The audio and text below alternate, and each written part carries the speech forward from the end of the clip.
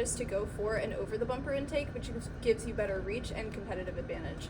However, for our Ri3D team specifically, we decided to go with a through the bumper intake to reduce degrees of freedom and give us flexibility in our climber, which was more resource constricted and also would probably be relying on passive mechanisms that deployed at the beginning of the match.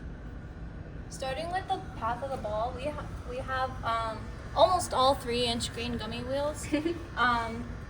And then it's about a 1/4-inch compression to the ground. And then as it goes through, it hits this back intake roller, which is powered by the hopper, the rest of the hopper, but follows the intake prototype geometry, just so to simplify this kind of drive wheel, and then also reduce the motor complexity throughout the robot. We used flat poly belt, which literally, if you want to know the process of welding, you can just look up how to weld poly belt FRC. But the probably easiest part to implement was the 3D printed, what we called egg rollers, basically from 1746's design in 2023.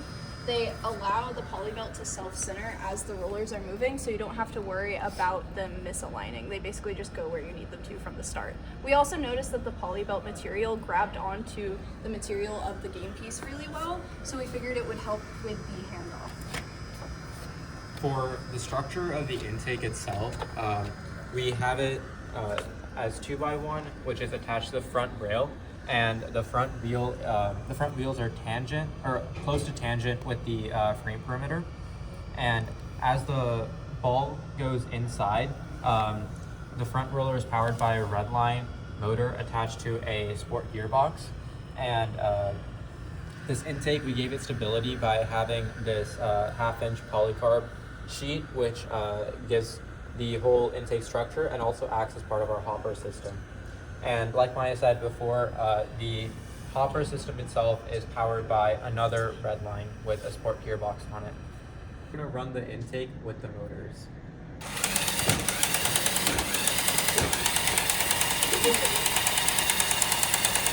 It worked. Let's go. This is our hopper subsystem. It's a belted system that is run off this motor here, and it's belted with some 3D printed belts and some HTD belts down here. It's an active floor that also belts to the bottom roller of our intake.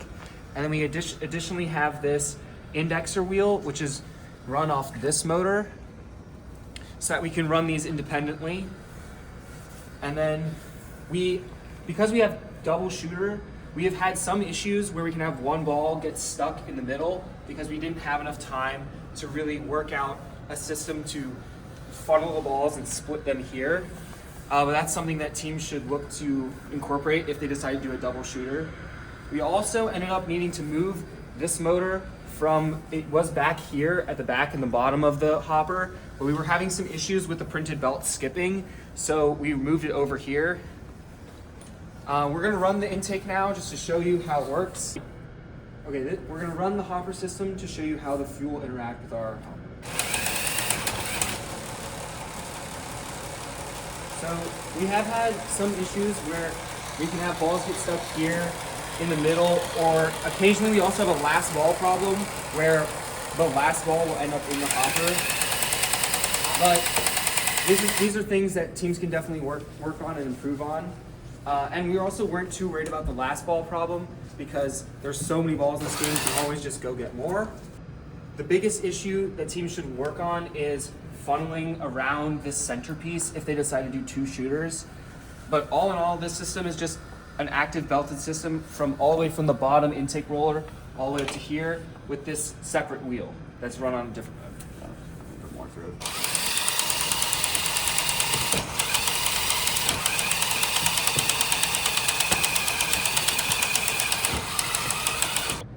So we're the Outtake crew. We helped design the shooter, or we did design the shooter and build it, and we're going to be talking a little bit about that for the next few minutes. So the main thing we decided we wanted to do is showcase the ability of a double shooter in this year's game.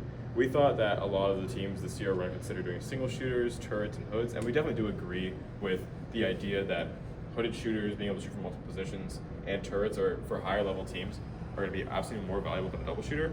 But for lower resource teams, even medium resource teams, we thought that a bottleneck in terms of the robot was going to be the actual outtake. If you're able to have a robust intake, which we think is relatively easy, and a robust indexer, which might be harder, but is something possible.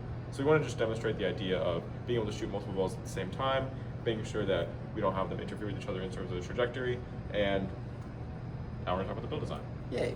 Okay, so the way we went about this is we have 2 rollers here, and we tested a bunch of different compressions and wheels. And so we started with 1/4 inch compressions. So we did 1/4 inch, we also did 3/8, and then we did 1/2 inch compression and 3/4 inch. So what we settled on is 2 4-inch rollers with a 3/4 inch compression.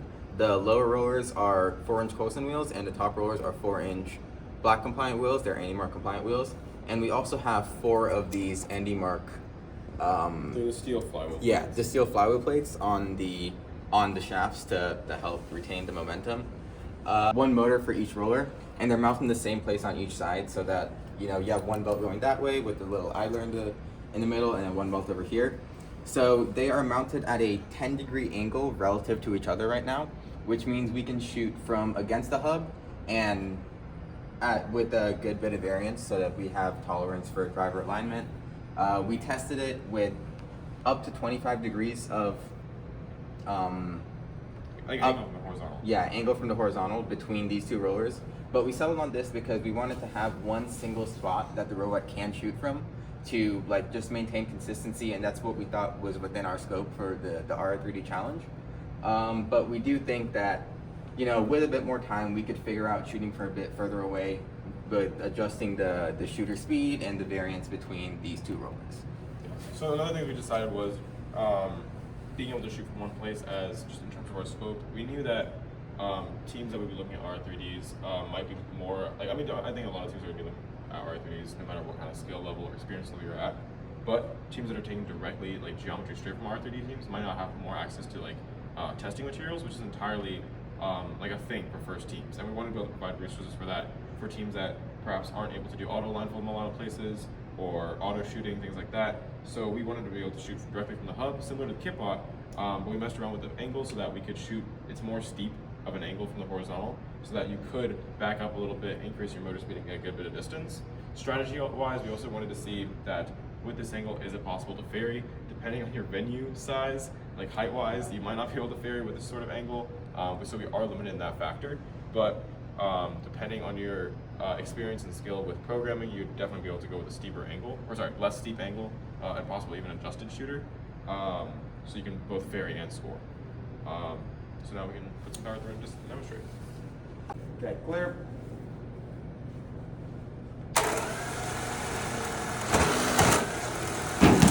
Might be a little bit too much back.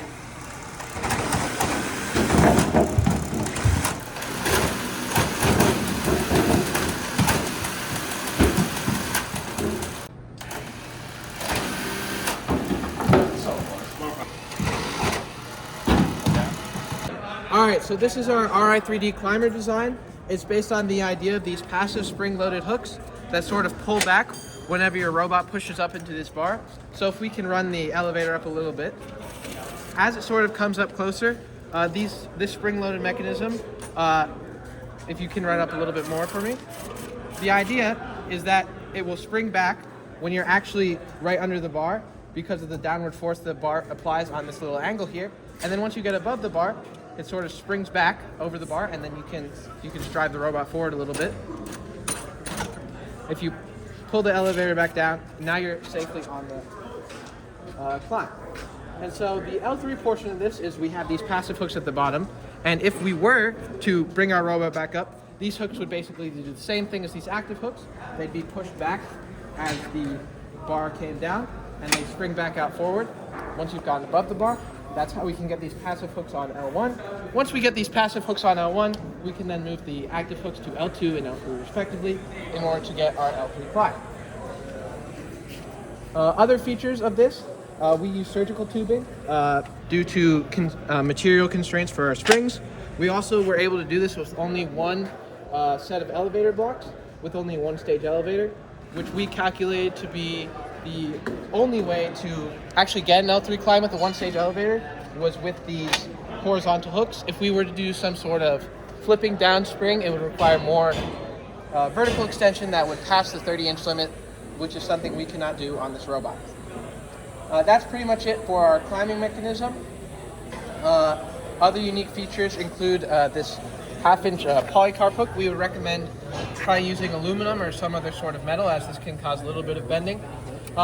We also had a little bit of struggles with building our elevator in time, so it can be wonky at times. We would highly recommend that you spend a significant portion of your time ensuring that this elevator is secured down, because if there's any sort of angle or something like that, your carriage can get out of place and your chain can get out of place, and that can cause all sorts of problems.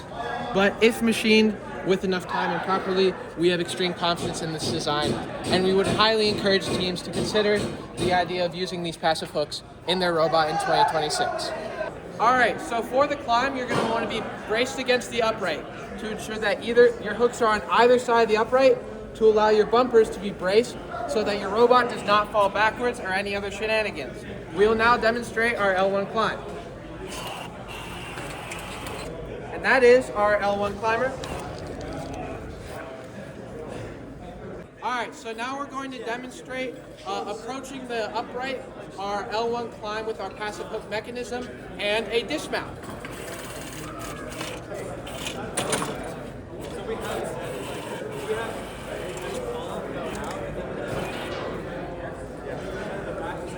Dismount. Timed end of auto, then we would go off the bar. Beautiful. We will now be demonstrating a L3 version of our climb. Holy. You have to keep, you just gotta commit. Commit. As far as it can go. All right, lift the back up a little bit. Maybe. Wait, there's more. Yes. Go. I'm holding the down key. Oh, Okay. Wait, rotate it flat. Wait, is it bottomed out? Rotate it flat. All right, let's pretend we have aluminum panels. There we go. We got aluminum there, baby. All right, now raise it up. Okay, that's good. Set. No way. Okay, we still We Pretend there's a reactor bar. Push it out, just push it out. big money. Okay. We're kind of limited with the. Hold on, I'm stuck on this. You need to bring it up higher. Yeah, there you go. Okay. Now you can raise it. Send it. No way. Send it. Oh, all right. Pretend the springs work. Pretend the whole robot works. This third. Just commit. Commit it. Commit. All right.